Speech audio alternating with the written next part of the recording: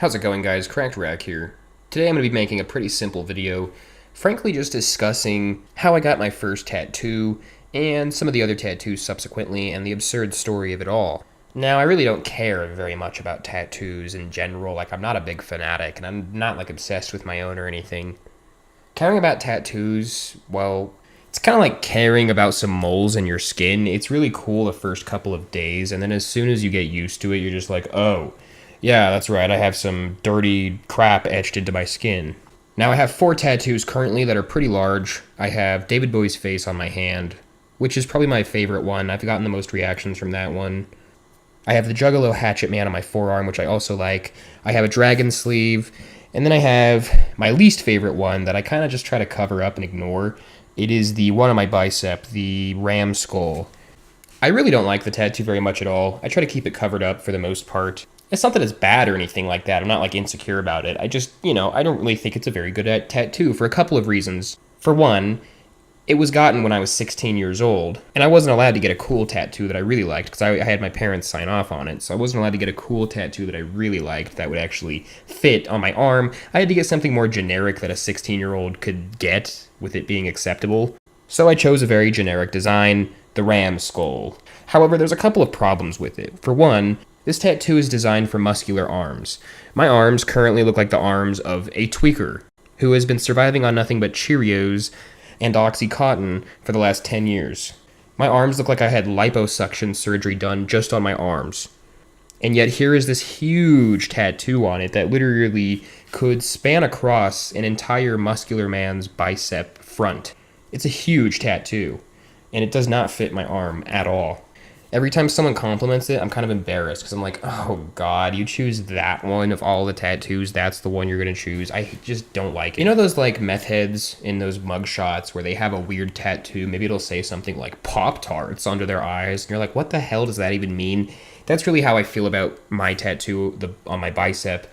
It just doesn't have any meaning. It doesn't fit me. It doesn't fit my character. It's just designed for another arm entirely. And I just think it looks trashy, so I try to wear shirts that cover it up for the most part. I might get it turned into a sleeve, and then I won't be, disappointed with it anymore, but for now, it's really not my favorite tattoo. I prefer my other tattoos much, much more, especially the David Bowie one. I like the Hatchet Man one a lot, and just, yeah. So to let you know how I feel about the tattoo, let's talk about how I got it. So I got this tattoo a long time ago. At this point, like 8 years ago, 9 years ago, I literally don't even remember. It was a long time ago. I think I just turned 16, and I was really, really depressed at the time. I had just gotten away from a bunch of chaos, and I came back home to my parents, and things started to kind of get a little better. So I was like, I'm going to get a tattoo for the first time, because I was never allowed to do that before. So I managed to get one of my parents to sign off on it. Thank you, by the way. And before I knew it, I was in a tattoo shop in Billings, Montana. Now, this tattoo shop was actually really horrible.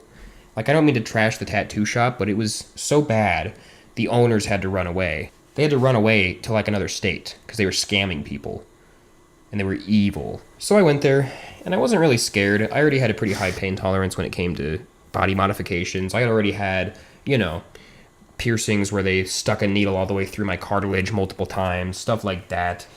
I had done a lot of that stuff. I had tried to give myself a tattoo, so I knew how painful it was. So I didn't really think it was going to be that painful, and I wasn't scared. And I was really excited because, for a 16-year-old boy, getting your first tattoo is really cool. It's like a life-changing event. So there was a guy there named Alex. Now, Alex was like a 6'4", 300-pound, 60-year-old, bald-headed, shiny-headed man with tattoos in every inch of his body. And he kept looking at little 16-year-old me and going,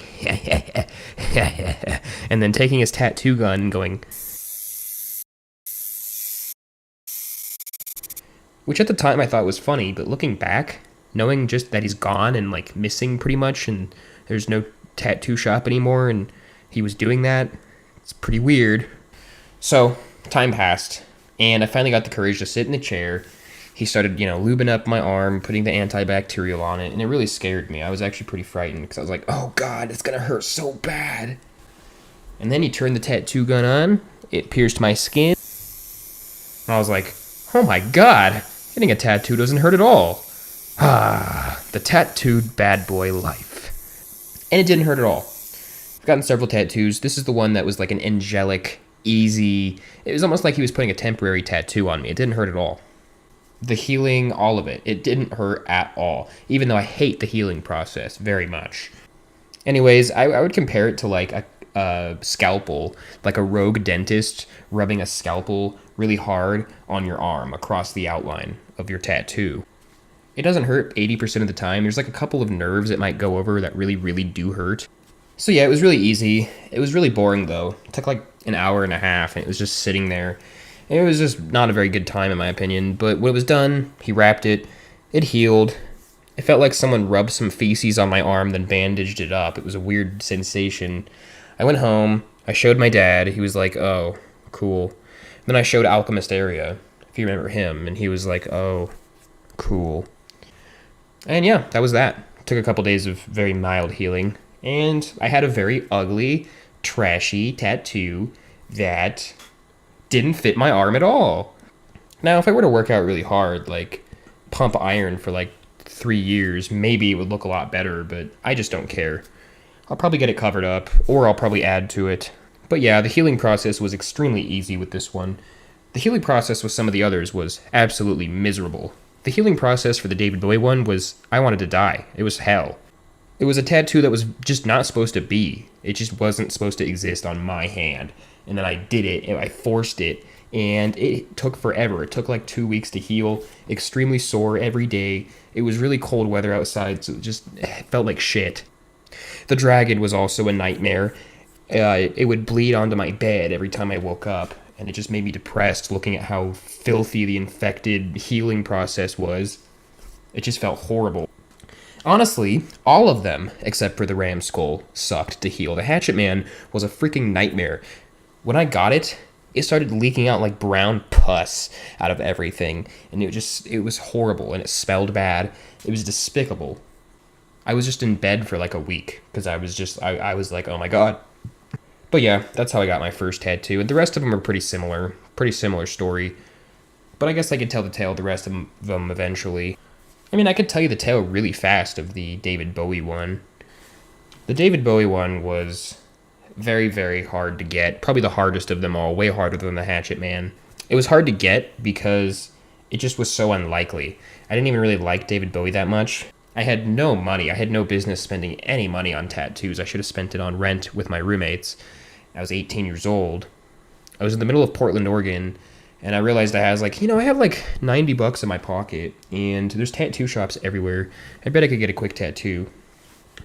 And I thought it would be a quick, easy process, and that no one would really even care or like notice. Like, I just thought it was no big deal. So I went in there. It was this Rastafarian guy, and he was like, "What you want, man?"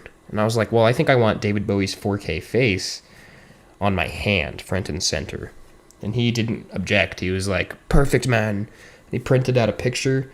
He put this temporary stencil on my arm. He did the tattoo, which I was honestly out of it. I was on a lot of drugs and alcohol. I was drinking half a bottle of hard liquor every night. So I was completely out of it. I just remember being in this really ghetto, trashy tattoo room that just looked horrible. It looked like a douchebag's man cave. And I remember when the tattoo was done, I gave him the $90, and as I was leaving, he was like, wait, what about a tip? And I was like, a tip? You gave me a terrible tattoo on my hand, and it hurts. And it took like 20 minutes. No, you don't get a tip. And I could hear him running after me, so I immediately ran. I ran out of the tattoo shop. I ran onto the Portland streets. And I got completely, hidden in the crowd, which is very easy to do in Portland, Oregon. And yeah, that was that. That's how I got my first tattoo. That's how I got my most difficult tattoo. You guys already know how I got the Hatchet Man tattoo. And the dragon sleeve tattoo, same as the original tattoo. I just laid on a big bed, and it sucked ass, and it bled into my bed, and it was just hell. So yeah, that's how I got every last one of them. That's all. See ya. Oh, also, I found this weird video that I recorded maybe a week after I got the tattoo. They play with me until I smell like salty corns and milk.